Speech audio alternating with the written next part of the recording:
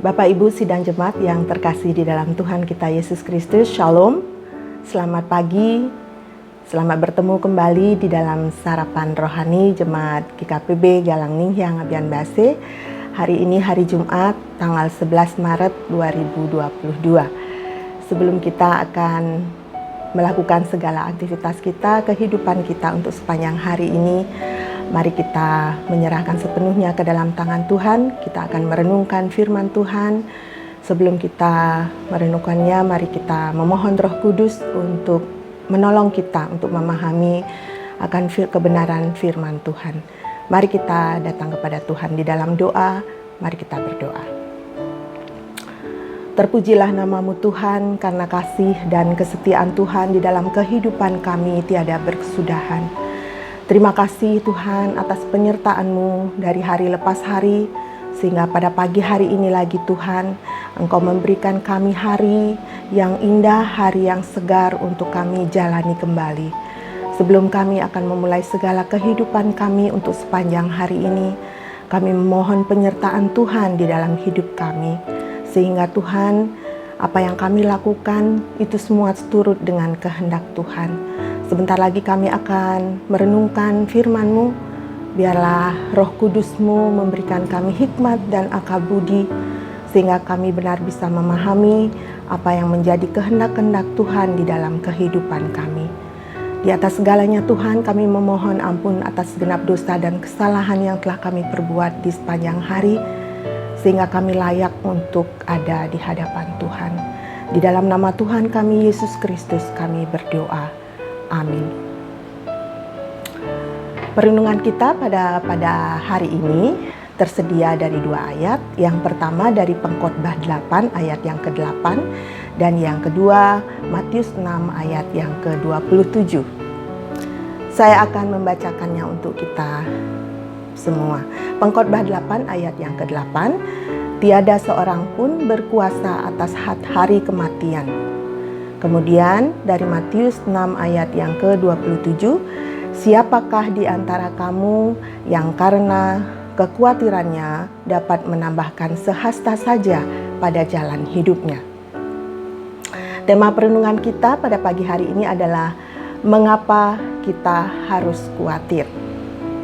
Bapak Ibu yang terkasih di dalam Tuhan kita Yesus Kristus, mengawali perenungan kita, saya akan menyajikan sebuah ilustrasi singkat tentang dua orang yang melakukan perjalanan untuk melakukan pendakian di sebuah gunung. Saat pulang, mereka terpaksa menumpang sebuah mobil rombeng. Jalannya tersendat-sendat dan karena mesinnya sudah tua. Sepanjang jalan, pendaki pertama sibuk mencemaskan kondisi mobil. Jangan-jangan mobil ini mogok di tengah jalan.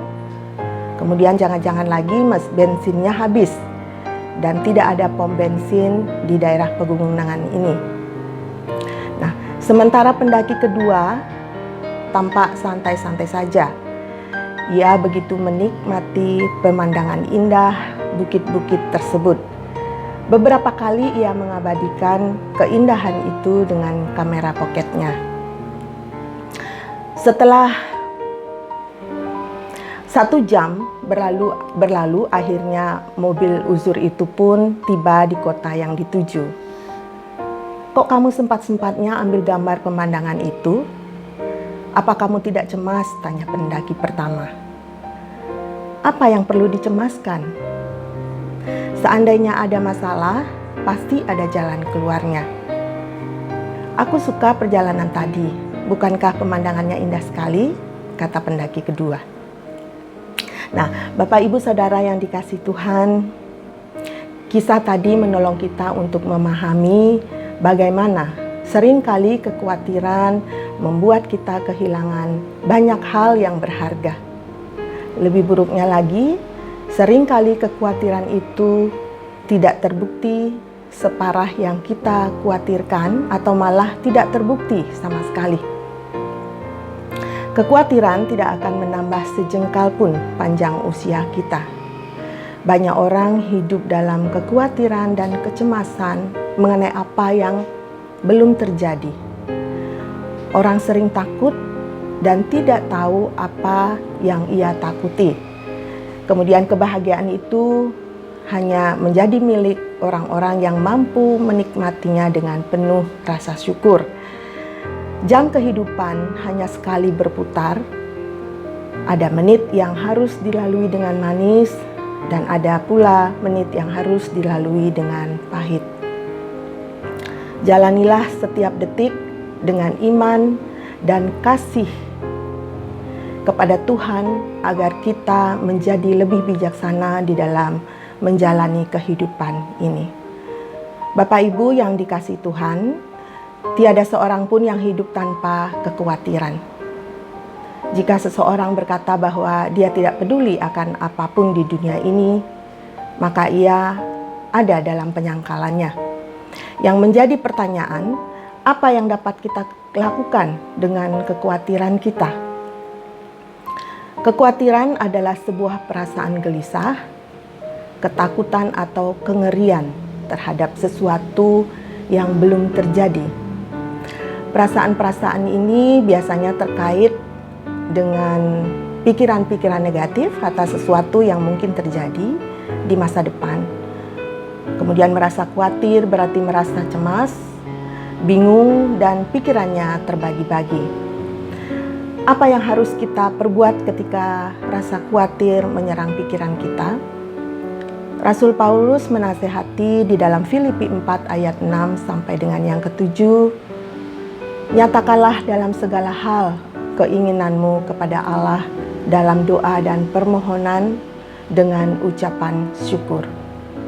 Damai sejahtera Allah yang melampaui segala akal dan pikiranmu dalam Kristus Yesus. Sebagai anak-anak Tuhan, kita tidak seharusnya merasa khawatir karena Tuhan Allah kita sanggup memberkati dan menjaga kita. Ketika kita khawatir, kita sedang berupaya memindahkan beban dari bahu Tuhan yang kuat ke bahu kita yang lemah. Mampukah kita? Tuhan bertanya, siapakah di antara kamu yang karena kekhawatirannya dapat menambahkan sehasta saja pada jalan hidupnya? Tidak ada gunanya memelihara kekhawatiran yang justru akan berdampak buruk terhadap diri kita sendiri. Di dalam Amsal dikatakan, kekhawatiran dalam hati membungkukkan orang. Kekhawatiran membuat kita kehilangan sukacita dan damai sejahtera.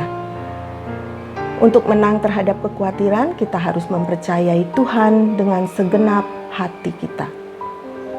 Rasul Petrus juga menasehati, serahkanlah segala kekhawatiranmu kepada Tuhan, sebab Ia yang memelihara kamu. Di dalam 1 Petrus 5 ayat yang ke-7. Bapak Ibu Saudara yang terkasih dalam Tuhan, mari kita berserah sepenuhnya kepada Tuhan atas apapun yang Tuhan telah tetapkan di dalam kehidupan kita. Termasuk juga hal kematian.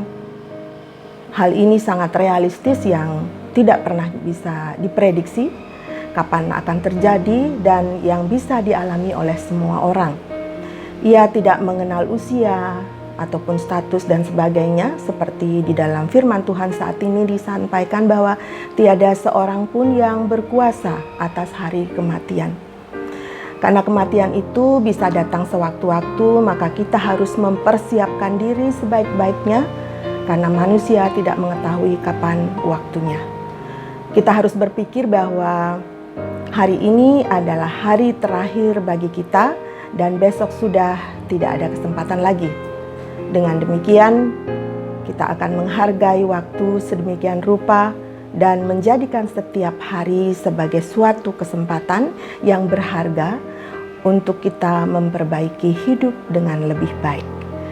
Ketika dihadapkan pada kelemahan-kelemahan, setiap kita memiliki pilihan, yaitu menyerahkan semuanya kepada Tuhan dan mempercayainya dengan sepenuh hati, atau berusaha mengatasi kekhawatiran itu dengan usaha kita sendiri.